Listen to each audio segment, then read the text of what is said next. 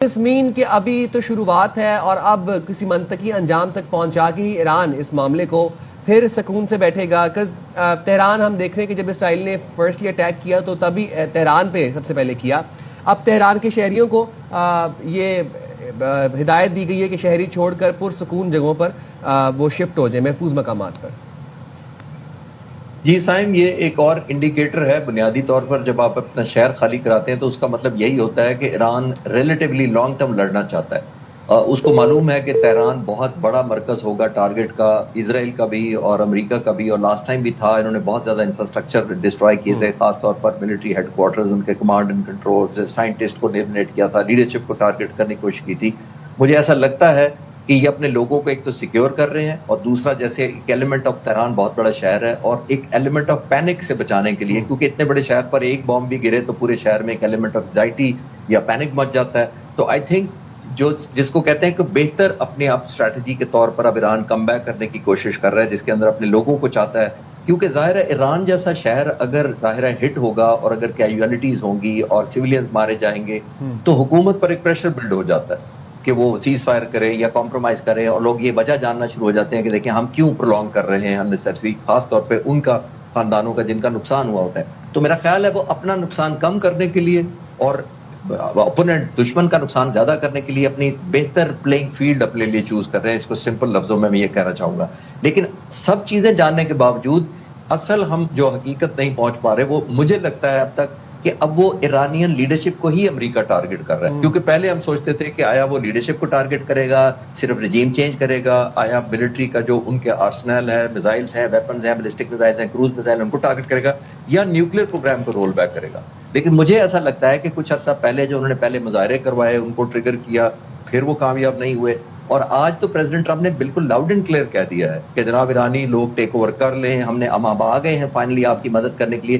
تو مجھے لگ رہا ہے کہ ان کا لیڈرشپ بہت بڑا ٹارگٹ ہوگا, اور اس کو وہ ضرور خالد صاحب, ڈونلڈ ٹرمپ نے تو متعدد دفعہ ہم نے ماضی میں بھی دیکھا ہے کہ اکسایا ہے ایرانی عوام کو ریبیلین پہ, اور سول وار پہ بھی انہوں نے انسٹیگیٹ کرنے کی کوشش کی ایران میں. لیکن ہم نے پھر بھی دیکھا کہ جہاں جاوید شاہ کے حق میں ریلیاں نکلی تھی, وہاں پر ایک بہت بڑی تعداد تھی ایرانی عوام کی جو کہ آیت اللہ خامنائی کے حق میں تھے. تو ڈونلڈ ٹرمپ سیڈلی بہت خواہش رکھتے ہیں رجیم چینج کی ایران میں, لیکن وہ کروا نہیں پائے. اور اب تو خیر بالکل بھی رجیم چینج کا سوال ہی پیدا ہوتا ہے سنس اب وہاں پر ایک ایسی وار سچویشن ہے. تو آپ کو لگتا ہے کہ رجیم کو ٹارگٹ کریں گے ایران میں؟ جی صحیح آئی مجھے.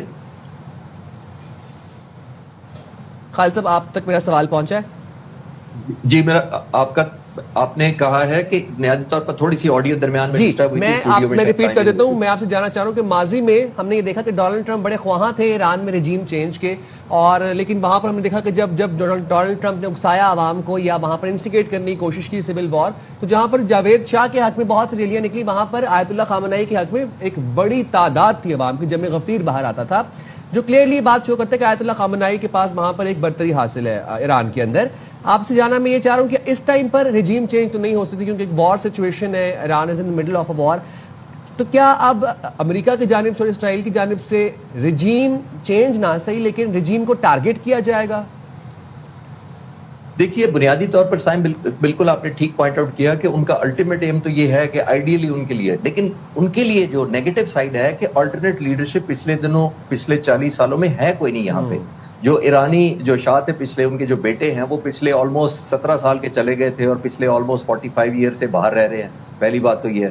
تو رجیم چینج کرنا تب ہوتا ہے کہ ایک نیچرل آرگینک اپرائزنگ ہو, لوگ خلاف ہو جائے حکومت کے, ایک آلٹرنیٹ لیڈرشپ آلریڈی ویٹنگ میں ہو تو آپ اس کو پلیس کروا دیں. نمبر 1. امریکہ صرف ایک طریقے سے رجیم چینج کی اتنے سالوں سے کوشش کر رہا ہے, وہ ہے سینکشنز کے ذریعے. سینکشنز لگا کر وہ سمجھتا ہے کہ لوگ تنگ آئیں گے اور اٹھا کر اپنی حکومت کو ہٹا دیں گے. لیکن ایک چیز ہمیں اور ذہن میں رکھنی چاہیے کہ جب کوئی بھی ملک, خاص طور پر امریکہ جیسا جس کے خلاف ویسے ہی سینٹیمنٹس بہت زیادہ ہیں ایران کے لوگوں کے, جب وہ سینکشنز لگاتا ہے تو امریکہ سمجھتا ہے کہ لوگ کھڑے ہو جائیں گے. لیکن اس کا 2-3 ڈائمینشن اور بھی ہوتے ہیں. 1 ڈائمینشن یہ ہوتا ہے کہ لوگوں پہ ہارڈ شپ آتی ہے, نو ڈاؤٹ لوگ فرسٹریٹ ہوتے ہیں, لیکن ایک اور فائدہ بھی ہوتا ہے حکومت کو. میں ایرانی حکومت کی بات نہیں کر رہا. سینکشنز کسی بھی خلاف لگائے جائے تو وہ حکومت سارے کا سارا الزام جو ہے وہ ان سینکشنز پہ لگا دیتی ہے کہ ہم تو آپ کا بھلا کرنا چاہ رہے ہیں, لیکن کیونکہ امریکہ ہمارے خلاف ہے اس لیے آپ پر یہ ہارڈ شپ بھی آ رہی ہے, آپ کی اکنامک حالت بھی بری ہو گئی, آپ کا 16 لاکھ کے ایکولنٹ $1 ہو گیا ہے ہمارے ریال کے اگینسٹ. تو آئی تھنک ان کو ایک ریفیوج بھی مل جاتا ہے. یعنی اسکیپ بھی مل جاتا ہے. اور ایون بہت سارے دوسرے ملکوں پہ جہاں سینکشن لگی ہیں وہاں تو corruption, miss governance, lack of obviously legal fairness, وہ سب کچھ کور ہو جاتا ہے انڈر کہ جی ہمارے پاس کیونکہ سینکشن لگی ہیں تو ہمیں برداشت کرنا ہے. ایک آٹومیٹکلی یونٹی کی طرف ملک کو خود بخود امریکہ خود دھکیل دیتا ہے جب زیادہ سینکشن آپ لگاتے ہیں, اور یہی ہوا ہے. وہ کاؤنٹر پروڈکٹیو بھی بعض دفعہ ہو جاتے ہیں. بالکل. خالد چشتی صاحب ساتھ ہی رہیے گا. بریگیڈیئر ریٹائرڈ وقار حسن صاحب نے ہمیں جوائن کیا. تھینک یو سو مچ وقار صاحب فار جوائننگ می. ذرا جو ڈیولپنگ